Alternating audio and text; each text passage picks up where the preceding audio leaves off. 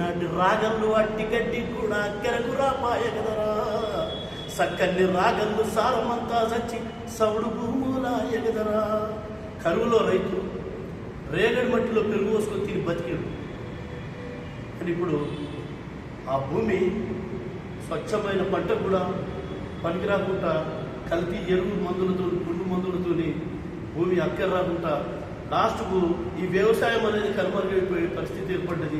Real ఎస్టేట్లు అని చెప్పి వెంచర్స్ అని చెప్పి రైతును రాను రాను ఎగ్జిబిషన్లో పెట్టి చూపిస్తారేమనే భయం అవుతుంది.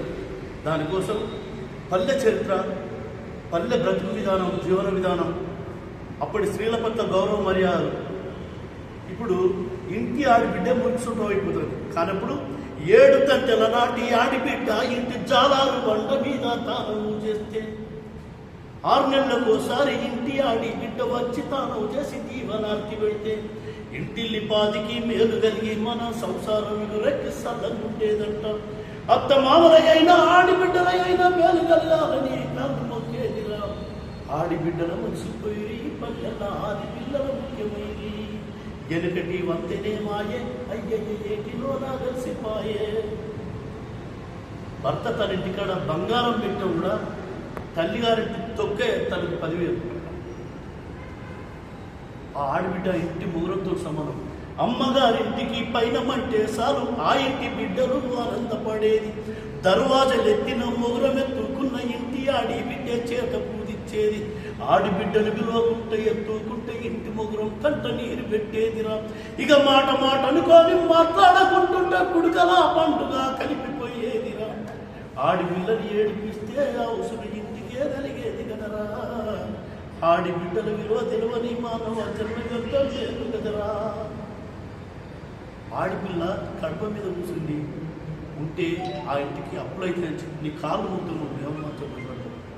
ఆడిపిల్ల కన్న తండ్రి ఇంటికాడ, కన్న తల్లిగారింటికాడ ముక్కు శివుడి తీది ఆ గోడకు రాసి ఏడిస్తే ఆ ఇంటికి పరమదరిద్రం, పరమలత్త, అన్నం దొరకదని చెప్పి భావిస్తుంది. ఆడపిల్ల కాళ్ళు తాకకుండా బంగారం లెక్క ఆమె ఏం అడగకుండా మొహం మార్చుకుంటే ఏ లోపం ఉందో మా దగ్గర చెప్పి అడగకుండా అన్ని విధాలు ముడిపెడతాం. అట్లాంటి సంస్కృతి వాళ్ళు లేకుంటే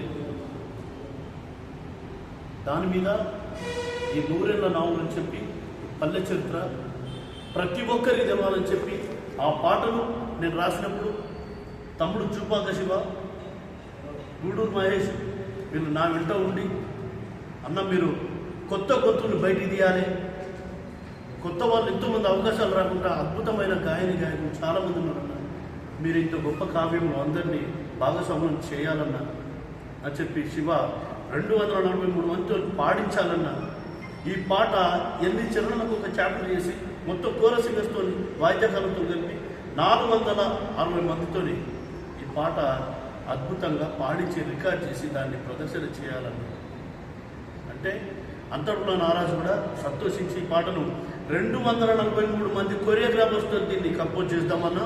ఒక్కొక్క కొరియోగ్రాఫర్కి 10-15 మంది స్టూడెంట్స్ ఉంటారు.